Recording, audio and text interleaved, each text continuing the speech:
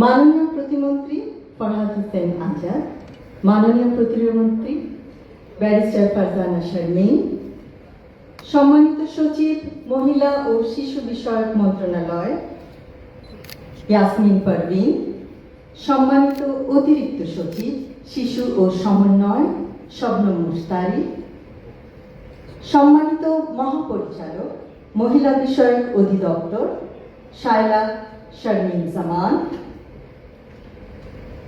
সম্মানিত care giver বৃন্দ, স্নেহের শিশু কিশোর ভাই ও বোনেরা, সম্মানিত সুধী, আসসালামু আলাইকুম। প্রথমেই শ্রদ্ধা ভরে স্মরণ করছি শহীদ রাষ্ট্রপতি জিয়াউর রহমান ও আপসীন দেশনেত্রী বেগম খালেদা জিয়াকে।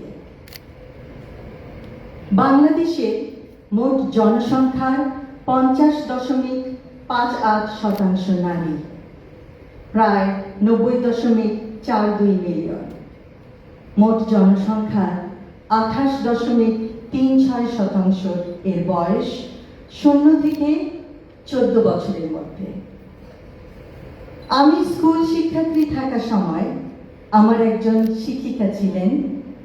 তার শিশুকন্যাকে বাসায় একা রেখে তিনি প্রাইভেট টিউশন শিক্ষকতা করতে যেতেন স্কুল আওয়ার্সের পরে। শিশুটি অত্যন্ত বিরল ছিল। সে হয়তো নিজেই নিজের খেয়াল নিত। একদিন মিসকে আমরা আমাদের যানবাহনে তার বাসায় পৌঁছাতে যাই। আমার এখনো মনে পড়ে সেই শিশুটির চোখ যখন সে জানালার গ্রিল ভেদ করে আমাদের দেখতে চাইছিল। দেখছিল তার পরম প্রিয় মা তার জরুরি কাজ সেরে ঘরে ফিরছেন কিনা। শত ক্লান্ত হলেও তিনি আদরে সযত্নে শিশুকে কাছে টেনে নেবেন। দিবা পরিচর্যা কেন্দ্রবিহীন স্থানগুলিতে এটি বাস্তবতা।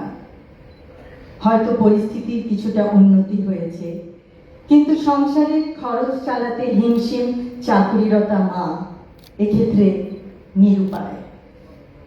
123টি চাইল্ড ডেভেলপমেন্ট সেন্টার এ 7,360টি শিশু পরিচর্যা পাবে, যা মোট শিশু জনসংখ্যার 0.034%। নিষ্ঠা ও প্রত্যয় থাকা সত্ত্বেও মা যেমন নিশ্চিন্তে কাজে মনোযোগ দিতে পারবেন না, তেমনিভাবে শিশুটিও আর্লি চাইল্ডহুডের জন্য প্রয়োজনীয় অনেক অ্যাক্টিভিটি থেকে বঞ্চিত। সে সমবয়সীদের সাথে খেলা করতে পারবে না, সর্বোপরি সুস্বাস্থ্য অর্জনে বঞ্চিত হবে। ছোট্ট মেয়েটি পরে উন্নত চিকিৎসা পেয়েছে, কারণ সে মানসিকভাবে একটু বিপর্যস্ত ছিল। পরে উচ্চতর শিক্ষা লাভ করে সে এখন প্রতিষ্ঠিত। কিন্তু শৈশবের এই স্মৃতি নিশ্চয়ই তার জন্য ভয়াবহ। যেই সময়ে তার সমবয়সীদের সাথে খেলাধুলা করার সময়, বিভিন্ন আর্লি চাইল্ডহুড ডেভেলপমেন্টের অ্যাক্টিভিটি করার সময়, সেই সময় হয়তো কখনো তার খিদে পেয়েছে, কখনো ভয় পেয়েছে, শেষ পর্যন্ত ক্লান্ত হয়ে ঘুমিয়ে পড়েছে মা বাবার অপেক্ষায়। ইনশাআল্লাহ মানসম্মত সার্বজনীন প্রাক প্রাথমিক শিক্ষার সুযোগ আর্লি চাইল্ডহুড ডেভেলপমেন্ট করার মাধ্যমে শিশুর জ্ঞান ভিত্তিক ও সামাজিক বিকাশ শক্ত ভিত্তির উপর গড়ে উঠবে। আমি আজ ধন্যবাদ জানাতে চাই সকল কেয়ার গিভার মা বোনদের তাদের মানবিক এবং অত্যন্ত কঠিন কাজের জন্য। অন্য মা বোনদের শিশুদের পরম স্নেহ যত্নে তারা বড় করছেন।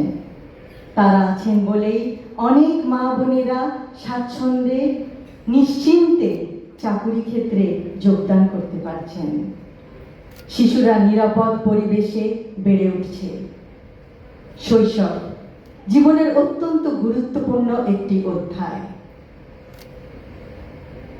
এই সময়ে বিভিন্ন জিনিসের ভিত্তিপ্রস্তর স্থাপিত হয়। দিবা পরিচর্যা কেন্দ্র শুধু নিরাপদে থাকার স্থান নয়, দেশের ভবিষ্যৎ গড়ার সহায়ক। কেয়ারগিভার্স, আপনারা একই সাথে দুটি কাজ করছেন। বাংলাদেশের ভবিষ্যতের ভিত্তিপ্রস্তর স্থাপন করতে সহায়তা করছেন। ভিত্তি সততা, ভিত্তি নিষ্ঠা, ভিত্তি শান্তি, ভিত্তি শিক্ষা, ভিত্তি সংস্কৃতি, ভিত্তি মানবিকতা, ভিত্তি সহনশীলতার, নিয়মানুবর্তিতার, কৌতূহলের, অধ্যবসায়ের, পারস্পরিক সম্মানের, দেশপ্রেমের।